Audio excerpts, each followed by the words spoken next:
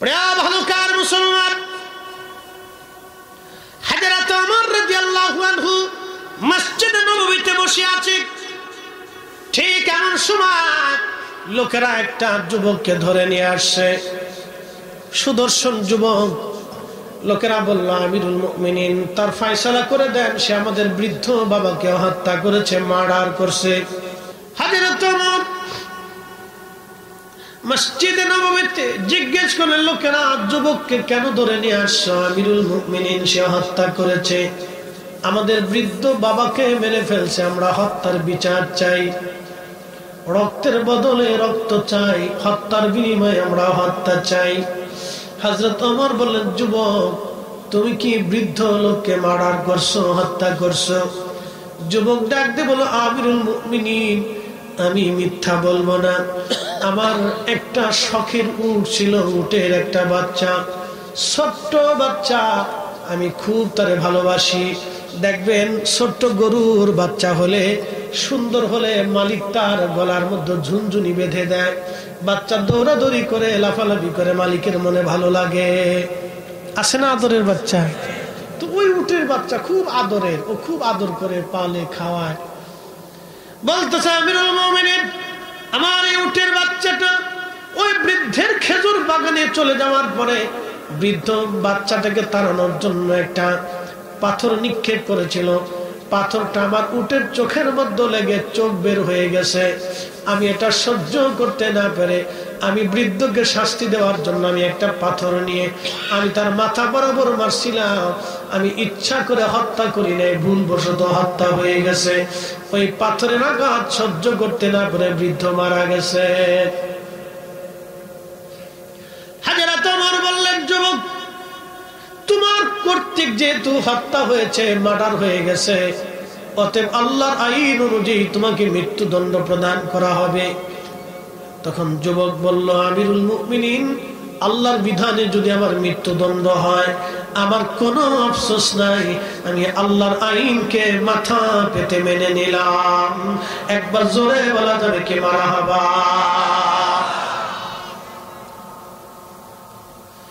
হযরত ওমর ডেকে বললেন, তোমার মৃত্যুদণ্ড দিয়ে দিলাম। যুবক ডেকে বলল, আমিরুল মুমিনিন, মৃত্যুদণ্ড আমাকে দিবেন, মৃত্যু দিবেন, আমাকে শুলে চড়াবেন, ফাঁসি দিবেন, অথবা আমার গলা কেটে ফেলবেন, কিন্তু আমাকে তার আগে 3টা দিন আপনি আমাকে জামিন দেন।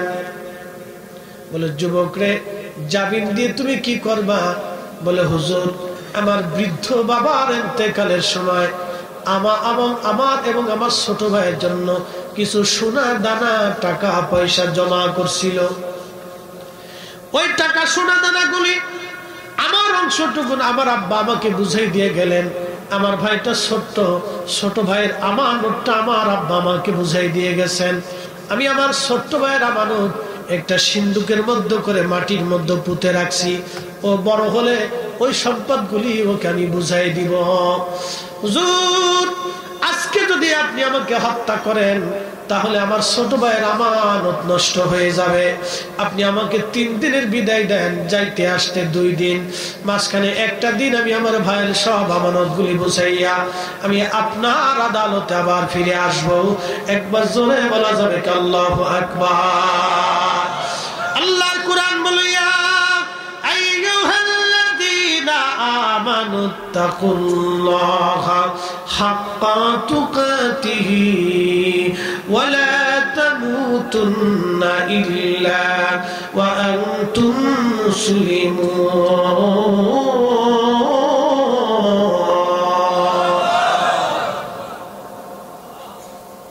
হে ইমানদার, আমি আল্লাহকে ভয় করো, ভয় করার মতো করো। ইমানদার, আমি আল্লাহকে ভয় করো, ভয় করার মতো তুমি ভয় করো। আর ওয়ালা তামুতুন্না ইল্লা ওয়া আনতুম মুসলিমুন। মুসলমান না হইয়া মইরো না, মুসলমান না হইয়া আইসো না। পাশে গোরস্থান, কত মানুষ কবরে চলে গেছে। ভালুকাবাসী কত মানুষ কবরে চলে গেল, আল্লাহ বলল বান্দা কবরে তো আসতেই হবে, মৃত্যু তো হবেই, মরণ থেকে বাঁচার কোনো রাস্তা তো নাই, অবশ্যই মৃত্যু তোমার হবেই। যেহেতু মৃত্যু হবেই, অতএব তুমি মুসলমান হইয়া তারপরে কবরে আসো, মুসলমান না হইয়া কিন্তু আইসো না, মুসলমান না হইয়া আইসো না, মুসলমান না হইয়া আইসো না। হযরত ওমর ডাক দিয়ে বলতেছে, যুবক তোমাকে 3 দিনের জামিন দিব, বলো তোমার জিম্মাদারি কে নিবে? যুবক ডাক দিয়ে বলল, আমিরুল মুমিনিন, এই মদিনার মধ্যে আমার কেউ নাই, কেউ আমাকে চিনে না, আমি কাউকে চিনি না, কে আমার জামিনদার হবে? হযরত ওমর বললেন, কেউ যদি জামিনদার না হয় তোমাকে তো আমি জামিন দিতে পারবো না, আগে দেখো কেউ তোমার জামিনদার হয় কিনা, জিম্মাদারি তোমার কেউ নাই কিনা। এমন সময় নবী বাগানের ভিতরে, সাহাবী বাগানের ভিতরে, রাসূলের সাহাবীদের বাগানের মধ্যে একজন সাহাবী, তার নাম হযরত আবু যর গিফারি রাদিয়াল্লাহু আনহু।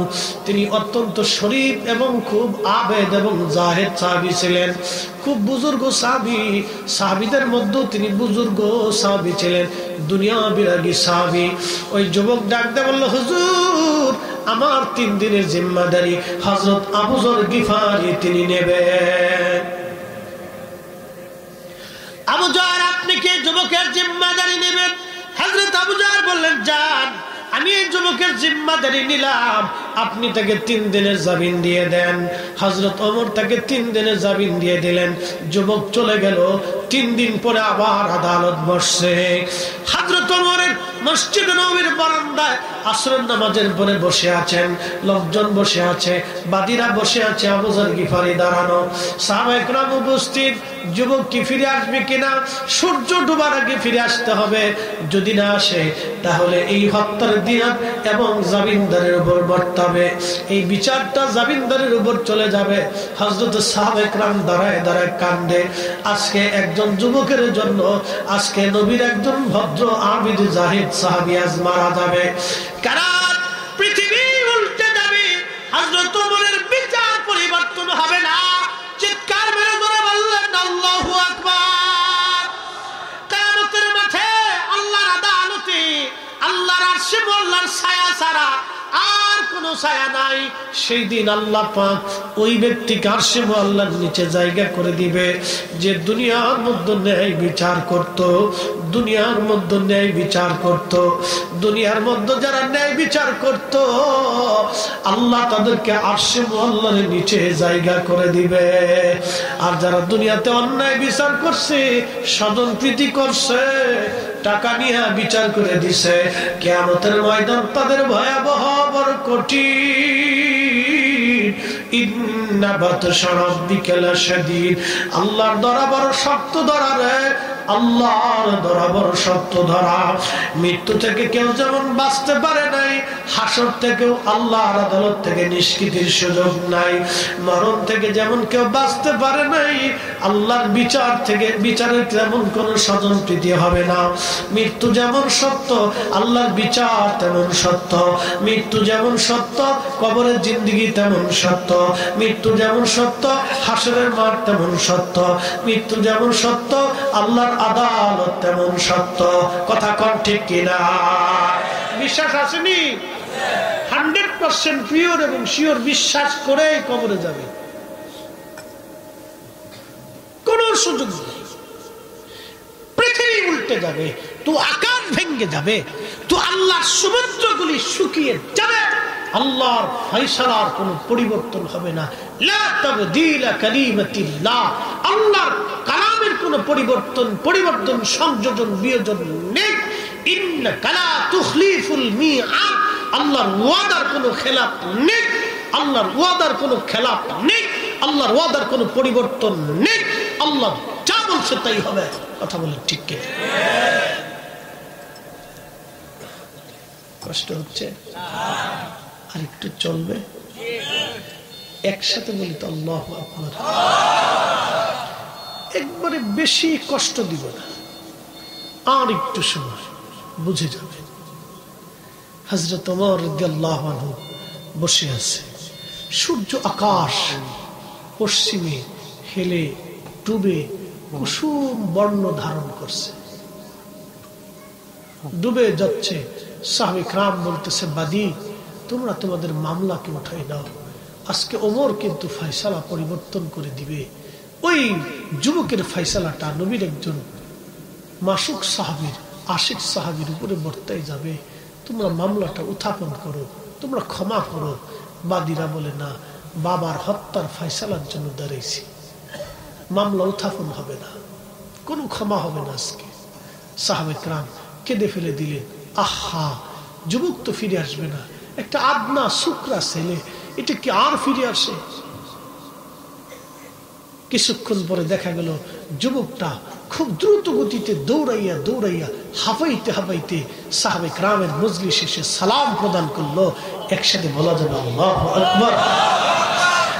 সাহাবীদেরকে সালাম দিল যুবক, আসসালামু আলাইকুম ওয়া রাহমাতুল্লাহি ওয়া বারাকাতুহু।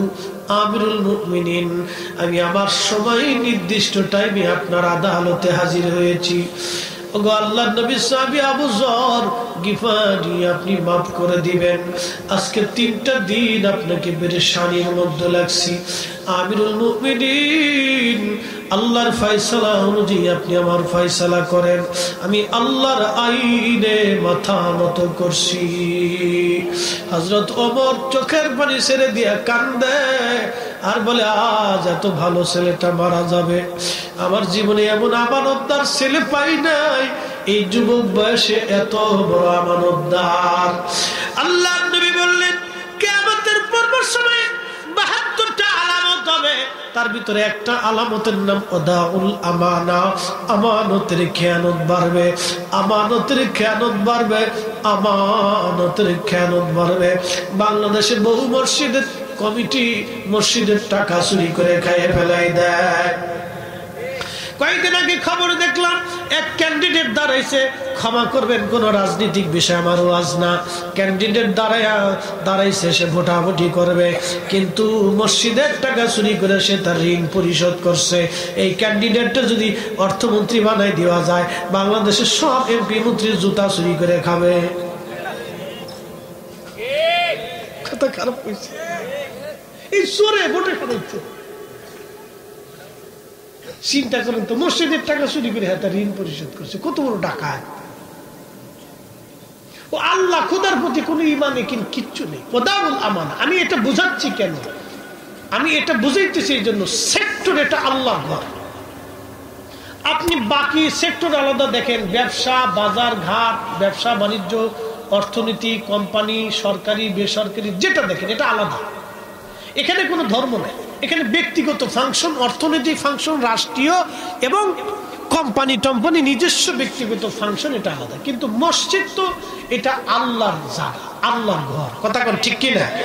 তার অর্থ আমি এটাতে বুঝাইতে চাচ্ছি যে আমানতের খেয়ানত এত পরিমাণে নিম্ন পর্যায়ে গেছে যে আল্লাহর ঘরেরটা পর্যন্ত আমরা ছাড়ি না। আমার মসজিদে ওই হাউজিং তো অনেক বড় মসজিদ, 4-5 হাজার মুসল্লি প্রত্যেক জুমাতে হয়। তো এই মসজিদে অনেক টাকা উঠে প্রত্যেক জুমাতে এই সোরে গিরিল কাটছে, গিরিল কাইটিয়ে, তারপরে সিন্ধুকের 3 তালার তালা কাইটিয়ে এরপরে সোরে টাকা লয়ে চলে গেছে। আমারে মুতল্লি মহোদয় বলতেছে, হুজুর একটু বালা করে দোয়া করে দেন, আল্লাহ যার মতো হেদায়েত করে। আমি বললাম, চিন্তা করেন কেমনে হেদায়েত হইব? আমি এটাই চিন্তা করতেছি, যে বেটা গিরিল কাটলো, 3টে তালা কাইটিয়ে মসজিদের টাকা নিছি, ও তো আন্তর্জাতিক সুর। বললাম, ও আল্লাহ খুদার কোনো ভয় ডর কিচ্ছু নেই। এলাম দোয়া করলে কি করে হেদায়েত হবে? না, তারপরেও করে দেন। আচ্ছা ঠিক আছে, করলাম। কি সুরের সুর? আমি এটার থেকে বুঝাইতে চাচ্ছি যে আমানতে এত পরিমাণে ডিমোশন হলে আর জাতি এই পর্যন্ত চলে যায়। আরে মসজিদের জিনিস তো আমরা আমাদের জীবন দিয়ে রক্ষা করবো, কারণ এটা আল্লাহর ঘর। কথা বল ঠিক কিনা? আমরা এখানে ডরে জুতা পাই দিয়ে ভিতরে ঢুকি না, কারণ মসজিদ আল্লাহ শাইর, ওমা ইউআযিম শাআইরাল্লাহি ফাইন্নাহু মিন তাকওয়াল কুলুব। অন্তরে তাকওয়ার জন্য আল্লাহর কোরআন বলতেছে তোমরা আল্লাহর শাইরকে সম্মান করো, তাজিম করো, তো মসজিদ তো আল্লাহর শাহিদ, আল্লাহর নিদর্শন, তো আল্লাহর নিদর্শনকে সম্মান করার কারণে আমরা জুতা পাই দিয়ে যাই না, আরো টাকা চুরি করে ফেলছি। তাহলে বোঝা যাচ্ছে এটা হচ্ছে আমানতের, খেয়ানতের একবারে ডিমোশন পর্যায়ে। আমার দিকে তাকান, দুর্বল মারবেন না। যে দেশে মসজিদের জুতার নিরাপত্তা নেই, সে দেশে আপনার মেয়েকে পর্দা ছাড়া, বেপর্দা করিয়া রাস্তায় সাইডে দিয়ে নিরাপত্তা কেমনে চাল? কি কথা কর না কেন? আরেকটু বলি, আপনার মেয়েটা, যুবতী মেয়েটা রাস্তা দিয়ে ভালুকা যাবে, আজকে একা একা ছেড়ে দিতে সাহস পাবে? পাবেন সাহস? জীবনেও না। কোনো বাবা মরে গেলেও দিবে না, অসম্ভব। আমার মেয়েটা একা যেতেই পারে না, কারণ নিরাপত্তা নেই। এর অর্থ কি জানেন? আমরা এখনো মানুষ হইতে পারি নাই,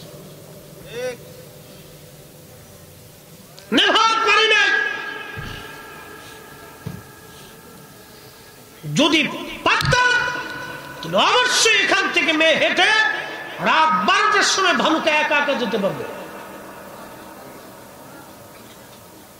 কিন্তু পারি নাই। বুড়া মানুষ বসে বসে দোকানে বেডি মেশিন নাচ দেখে। বৃদ্ধ বাবাজিরা মনে কষ্ট নিয়ে না, সব বৃদ্ধ এক না। বুড়া বসে বসে নাচ দেখতেছে। বলে, দাদা কি করো? সিনেমা দেখতেছি। দাদার বয়স 60 বছর হয়ে গেছে, কখনো সিনেমার নেশা গেছে না। জাতি উনার থেকে কি আশা করতে পারে? কিচ্ছু না। হাজেরা তেমন চোখের পানি ছেড়ে দিয়ে কাঁদে,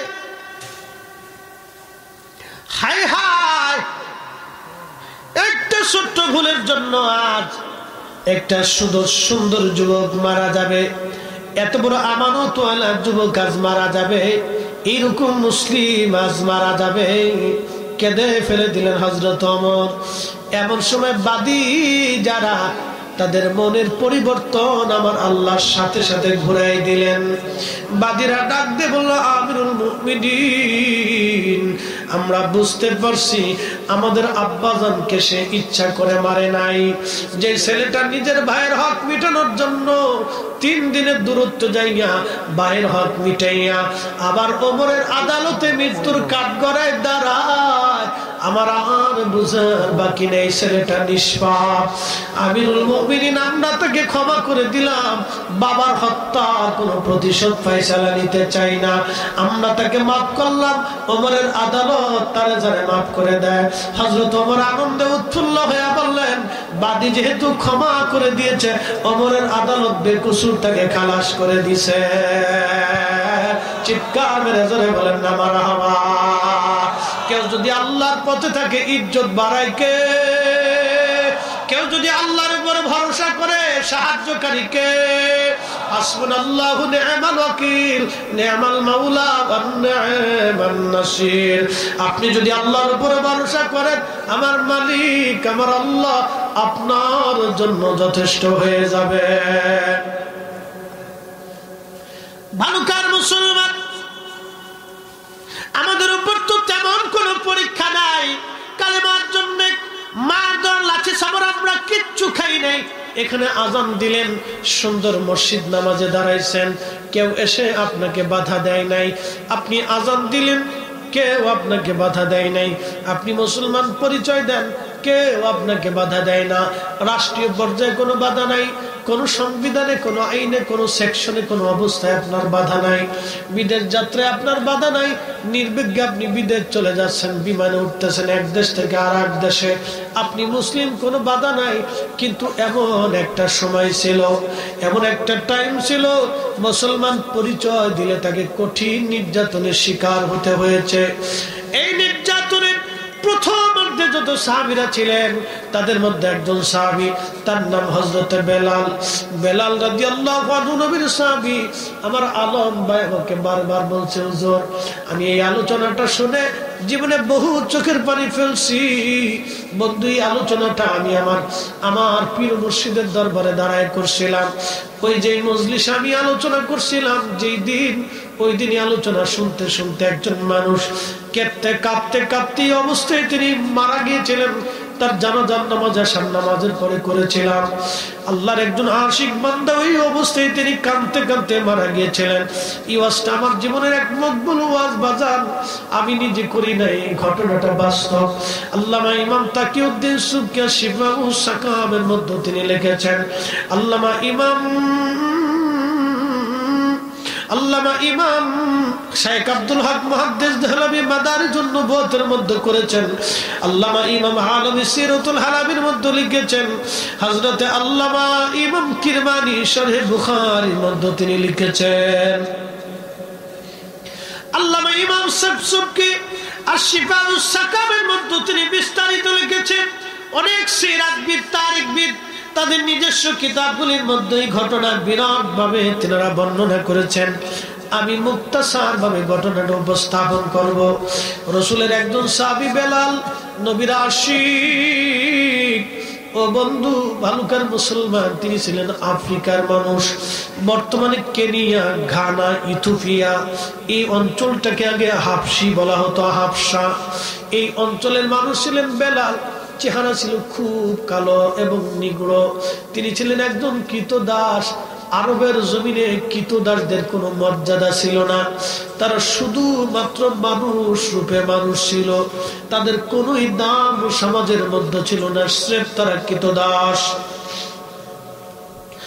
হযরতে বেলাল কৃতদাস হয়ে মক্কায় আসলেন। মনিবের নাম উমাইয়া। হাই হাই, খুবই মারাত্মক তার চরিত্র এবং খুবই ভয়ঙ্কর। সে ছিল রুক্ষ অন্তরের, কিন্তু অনেক সম্পদের মালিক। কৃতদাস বেলাল রাদিয়াল্লাহু আনহু যখন তিনি মক্কায় আমার নবী কালেমার দাওয়াত দিলেন, হযরতে বেলাল রাদিয়াল্লাহু আনহু কালেমা পড়লেন। আমার নবীকে দেখে তিনি কালেমা শিখে নিলেন, কালেমা পড়ে নিলেন, মুসলমান হয়ে গেলেন। মনিব উমাইয়া যখন জানলো বেলাল কালেমা পড়ে মুসলমান হয়েছে, হায় হায়, কঠিন কঠিন অত্যাচার শুরু হলো বেলালের উপরে। আমি সেই বর্ণনাগুলি আপনাদের সামনে তুলে ধরতে বড় কঠিন। এতই নির্যাতন বেলালের জীবনে। একদিন না, দুই দিন না, কালেমার জন্য এই জমিনে সবচেয়ে বেশি দীর্ঘদিন যিনি অত্যাচার সহ্য করেছিলেন তিনি নবীর সাহাবী বেলাল। পিঠের চামড়াগুলি উঠলো, হাই হাই, এমন কঠিন পরিণতি। গলার মধ্যে রশি বেঁধে বেঁধে মক্কার অলিগলি দিয়ে বেলালকে টানা হতো। প্রচন্ড গরম আর বালু আর পাথরের আঘাতে ফুসকা পরে পরে শিলে শিলে চামড়াগুলি উঠে যাইত বেলালের। ঔষধ দেওয়া হতো না, কোনো চিকিৎসা করানো হতো না।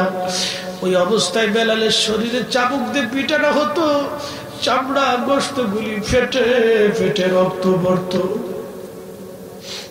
হযরত বেলাল একটা শব্দ শুধু উচ্চারণ করতেন, আহাদ আহাদ, আল্লাহ এক, আল্লাহ এক, আল্লাহ এক। কুল হুয়াল্লাহু আহাদ, আল্লাহুস সামাদ, লাম ইয়ালিদ ওয়া লাম ইউলাদ ওয়া লাম ইয়াকুল লাহু কুফুয়ান আহাদ। আল্লাহ এক বলে বেলাল কাঁদতেন। উনাকে ধরে নিয়ে মরুর মধ্যে নিয়ে যাওয়া হইতো। ওনার শরীরের মধ্যে পাথর চাপা দিয়ে বালুর মধ্যে রেখে চলে আসা হতো। প্রচন্ড গরম, বালিগুলি শরীরের মধ্যে পরে পরে ফুসকা পরে ঘা হইতো। ওই ঘায়ের মধ্যে বেলালকে বেত্রাঘাত করা হতো। ফিনকি মেরে মেরে রক্ত পড়তো। বেলাল সহ্য করতে না পারে একদিন ডাক ডাকা, মনি তুমি আমাকে একবারে জানে মেরে ফেলে দাও, আমি বেলালের আর সহ্য হয় না। মনির ডাক দেখে, বেলাল রে, কালেমা যদি সারিস তোকে আমরা মুক্ত করে দিব। বেলাল ডাক দেখায়, মনিব রে, জীবনে কলিজার মধ্যে যে কালেমা ঢুকাইছি, যে রসুল ঢুকাইছি, যে ঈমান ঢুকাইছি, জীবন চলে যাবে, ঈমান যাবে না। চিৎকার মেরে ধরে বলবেন কি আল্লাহু আকবার, আর জোরে বলা যাবে কি আল্লাহু আকবার। হায় হায় হায় হায়, রসুল দেখে বেলাল এমন প্রেম নবীর অন্তরে, নিজের অন্তরের ভিতরে রাসূলের মুহাব্বত, ঈমানের মুহাব্বত, কালেমার মুহাব্বত এমন ভাবে নিয়েছিল জীবন চলে যায় কিন্তু ঈমান ছাড়ে না। মাসের পর মাস, দিনের পর দিন, মাসের পর মাস, দিনের পর দিন কঠিন কষ্টে মাঝে মধ্যে একেবারে অজ্ঞান হয়ে পড়ে থাকতেন। আহাদ আহাদ বলে বেলাল কাঁদতো, মালিক উমাইয়া মনির একটা লোহার শিক আগুনের মধ্যে পড়াইয়া জিহ্বাখানা টেনে বের করে জিহ্বার ভিতর দিয়ে ঢুকাইয়া মুখের মধ্যে বেলালকে বন্ধ করে দিল। জিহ্বা দিয়ে কথা বলতে পারে না, কিন্তু অন্তর দিয়ে কাঁদে, বলে আল্লাহ তুমি আমাকে ধৈর্য ধারণ করার তৌফিক দাও। আল্লাহ আল্লাহ ওরা আমার ঈমান কাটতে চায়, আল্লাহ আমার জীবন চলে যাবে, ঈমান যেন না যায়। হে রাসূল তোমায় ভালোবাসি,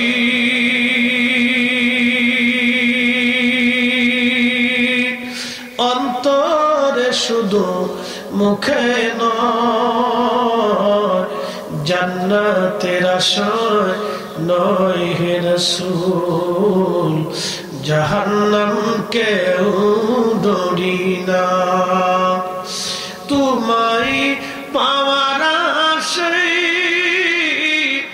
মানুষ ছুটে যায় মদিনায়,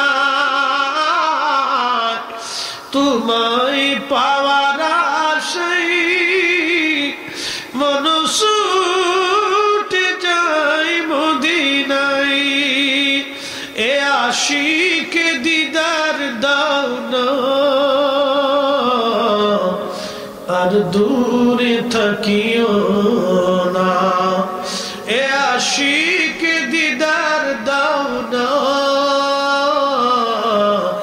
আর দূরে থাকিও না। হে রাসূল তোমায় ভালোবাসি,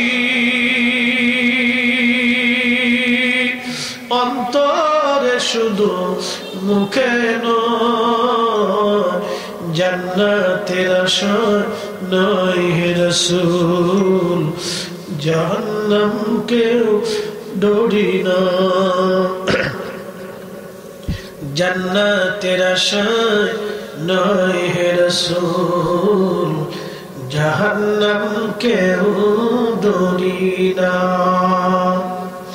হে রাসূল তোমায় ভালোবাসি, অন্তরে শুধু মুখে নয়, জান্নাতের আশায় নয় হে রাসূল, জাহান্নাম কেউ ডরি না। আল্লাহ নবী ডাক দিলেন, সাহাবীরা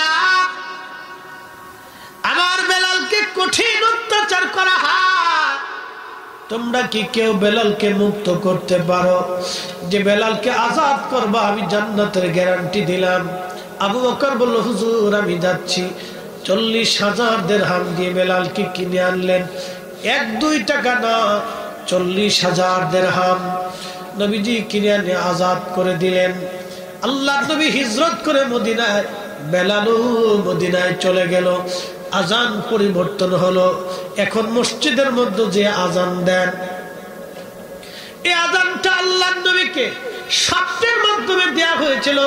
নবীদের স্বপ্ন ওহী, নবীদের স্বপ্ন দলিল। এই আজান যখন আসছে আল্লাহ নবী বললেন, সাহাবীরা আমার বেলাল কই? লাব্বাইক ইয়া রাসূলুল্লাহ।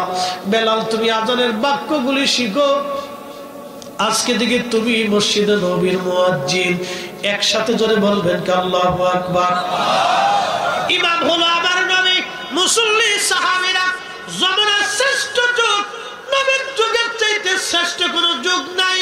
খায়রুল কুরুনি সুম্মাল্লাযিনা ইয়ালুনাহুম সুম্মাল্লাযিনা ইয়ালুনাহুম। আমার নবীর জমানা সবচেয়ে শ্রেষ্ঠ জমানা।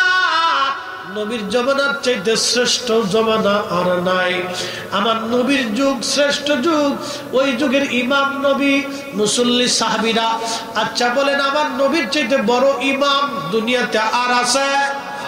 আর কি হবে? সাহাবীদের মতো এত বড় শ্রেষ্ঠ মুসল্লি দুনিয়া থেকে আর কোনদিন হবে? কোনদিন ছিল না, না, না। আমার নবী সাহাবীদের মতো শ্রেষ্ঠ সাহাবী মুসল্লি আর দুনিয়াতে নাই। ওই মসজিদের ইমাম নবীজি মুয়াজ্জিন বেলাল শিক্ষাগত যোগ্যতার জন্য না, অর্থ সম্পদের জন্য না, বংশকালীনের জন্য না, সুন্দর লাহানের জন্য না, একটা মাত্র কারণ কালেমার জন্য। রাসূলুল্লাহর মহব্বতে বেলাল পিঠের চামড়া দিল, গোশত দিল, একবারে শরীর দিয়ে দিল, জীবনের একটা পাক দিয়ে দিল, কত রক্ত ঝরাইলো বেলাল, তারপরেও কালেমা ছেড়ে দেয় নাই। আল্লাহ রাসূলের প্রতি মহব্বতের কারণে আমার আল্লাহর পছন্দের মুয়াজ্জিন বেলাল, আমার নবীর পছন্দের মুয়াজ্জিন বেলাল। কিয়ামতের ময়দানে আল্লাহ তার বেলালকে দিয়ে আযান দেওয়াবে, জান্নাতের ভিতরে বেলালকে দিয়ে আল্লাহ আযান দেওয়াবে। চিৎকার মেরে ধরে বলবেন আল্লাহু আকবার। আল্লাহ নবী মেরাজে জান্নাতে যা দেখলো বেলাল, আরো জোরে, আরো জোরে, কি তো দাস জান্নাতে যা দেখে বেলাল আগে আগে এসে বললেন, বেলাল রে, জান্নাতে তোমাকে আগে আগে দেখলাম, কি আমল করো? বলে, হুজুর অজু গেলে অজু করি আর 2 রাকাত নামাজ পড়ি। মারহাবা বলবে? অনেকে পেশাব করে তো পানি নেন, অজু তো আরো করে। অজু গেলে অজু রাখবেন, অজু গেলে অজু করবেন, এই আমলটা সারা জীবন যেন থাকে। অজু গেলে অজু করবেন, এই আদত করে নিবেন, অভ্যাস করে নিবেন। অজু গেলে অজু করবেন, অজু গেলে অজু করবেন। ঘরে ফিরলেন ঘুমানোর আগে অজু, ঘুম থেকে উঠে অজু, বাথরুম পেশাবখানা থেকে এসে অজু, গোসলখানায় গেলে অজু, কাজ বা সেরে আসলে ঘরে আসলে অজু, হাত মুখ তো ধুতেই হয়, সাথে অজুটা করে ফেলবেন। আল্লাহ কবুল করুক না, সকলে বলে না আমিন। কষ্ট হচ্ছে? বেলালের জীবনের শেষ অংশটুকু আপনাদের সামনে স্থাপন করি। ইশকে রাসূলের একজন দেওয়ানা মানুষ ছিলেন, আশিক রাসূল সাহাবী ছিলেন বেলাল। আহা, হযরত বেলাল রাদিয়াল্লাহু তাআলা আনহু, তিনি মসজিদ নববীর মুয়াজ্জিন হলেন। দীর্ঘদিন আজান দিতেন, আজান দিতেন, আজান দিতে দিতে দিতে দিতে নবী দেখতে দেখতে কলিজাতে এত পরিমাণে মহাব্বত আসলো যে জুদা হতে পারতেন না। প্রিয় নবীজির ইন্তেকাল হলো। সারা মদিনার মানুষ সাহাবীরা বিমর্ষ, খুব ক্রন্দনরত, চিন্তিত। মদিনা একবারে শুদ্ধ হয়ে গেল, মদিনার হালতটা একবারে করুণ হয়ে গেল। ঘরে ঘরে কান্না, খাওয়া দাওয়া বন্ধ হয়ে গেল। রাসূল কারীমের একটা উট ছিল, নাম ছিল কাসওয়া। আল্লাহু আকবার। এই উটটা 3 দিন পর্যন্ত কোনো খাবার খাই নাই, পানিতে মুখ লাগাই নাই, শুধু কাঁদতো। আপনারা দেখবেন উট যখন কান্দে তখন মানুষের মতো আওয়াজ হয়। 3 দিন পর্যন্ত সে কাঁদছে, তার কান্না কেউ বন্ধ করতে পারে নাই। আহা, রাসূলের মুহাব্বতটা এতই জটিল ছিল, একটা উট, একটা প্রাণী সহ্য করতে পারে না। একটা প্রাণী সহ্য করতে পারে, কাসওয়া উট সহ্য করতে পারে নাই। নবী সাহাবী বেলাল কি করে সহ্য করবে এই মুহাব্বত? হযরতে নবীজির ইন্তেকাল হয়ে যাওয়ার পরে বেলাল ডেকে বলল, সাহাবীরা রে, আমি আর কোনদিন আজান দেব না, আমার নবী নাই, আমি কারে আজান শোনাবো? তারিখের মধ্যে আসছে নবীর ইন্তেকালের পরে বেলাল আর আজান দিলেন না, আজান বন্ধ করে দিলেন। তিনি আর আজান দিতে পারতেন না, তার খুব কষ্ট হতো, তিনি আজান দিতে চাইলেন না। সাহাবীরা অনুরোধ করার পরেও তিনি আজান দিতে পারেন নাই। দীর্ঘদিন আজান দেন না বেলাল, কষ্ট হয়। আপনারা দেখবেন সন্তান যদি মারা যায়, মা সন্তানের বিছানা ধরে ধরে কান্দে। মা যদি মারা যায়, যে সন্তান মাকে খুব ভালোবাসে দেখবেন মায়ের চশমা ধরে ধরে কাঁদে, মার বিছানায় বসে বসে কাঁদে, মার স্মৃতিগুলি মনে করে করে সন্তান কাঁদতে থাকে। মায়ের কবর দেখে সন্তান কান্দে, সন্তানের কবর দেখে মা কান্দে, মার সহ্য হয় না। আল্লাহর নবীর আশিক বেলাল এতই নবীকে ভালোবাসতেন, মসজিদে নববীর দিকে তাকাইলে বেলাল কাঁদতো, রওজা শরীফ দেখলে কাঁদতো, মিম্বার শরীফ রিয়াজুল জান্নাহ দেখলে বেলাল কাঁদতো, হুজরা শরীফের দিকে তাকায় কাঁদতো। নবীজির স্মৃতিগুলি দেখে দেখে বেলাল কাঁদতে লাগলো। এমন একটা পরিস্থিতি বেলালের আর সহ্য হয় না। আবু বকরকে ডাক দেখা, আবু বকর আমার বিদায় দাও, আমার আর সহ্য হয় না, মদিনায় থাকতে পারি না।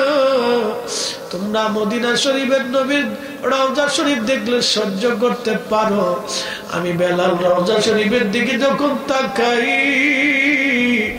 আমার কলিজা গুলি ফেটে ফেটে আসে, আমি আর সহ্য করতে পারি না রে আবু বকর, আমার বিদায় দাও, আমি মদিনায় চলে যাব। হাজরাতে আবু বকর বিদায় দিলেন, চলে গেলেন বেলাল মদিনার থেকে সিরিয়া দামেস্কে।